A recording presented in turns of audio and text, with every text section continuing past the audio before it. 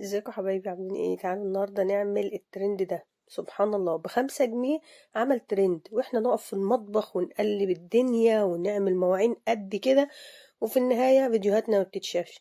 ده يا دوبك ب5 جنيه عمل ترند.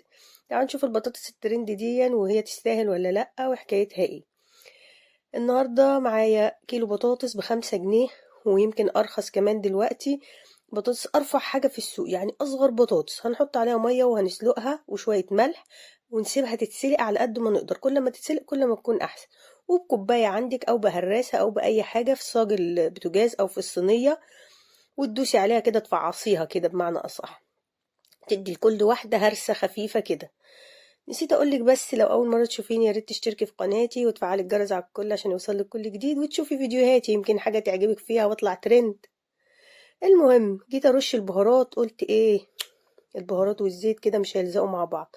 فجبت شويه الزيت وحطيت عليهم شويه البهارات وقلبتهم، اي بهارات عندك بقى مش هتفرق. وادهني كل البطاطس بالطريقه دي كده عشان البطاطس تتشرب من البهارات. وهندخلها الفرن على الرف الأوسط كده، تاخد لها نص ساعة ولا حاجة. ولو عندك هواية في البوتاجاز مروحة شغليها هتديكي قرمشة أحسن. ودي كانت النتيجة بعد نص ساعة. حلوة قوي، طعمها حلو بصراحة، من الحاجات اللي جربتها في الترندات بتاع التيك توك وطلعت حلوة. حروفها مقرمشة قوي لكن من النص طرية شوية، لكن في النهاية إجمالا طعمها حلو، جربيها. طبعا هي مش بتتاكل بعيش ولا بتتاكل بحاجة، هي حاجة كده سناك كده، يعني تبقوا قاعدين كده تعملوها قرقشة كده. طعمها حلو ومميز، جربوها إن شاء الله هتعجبكم.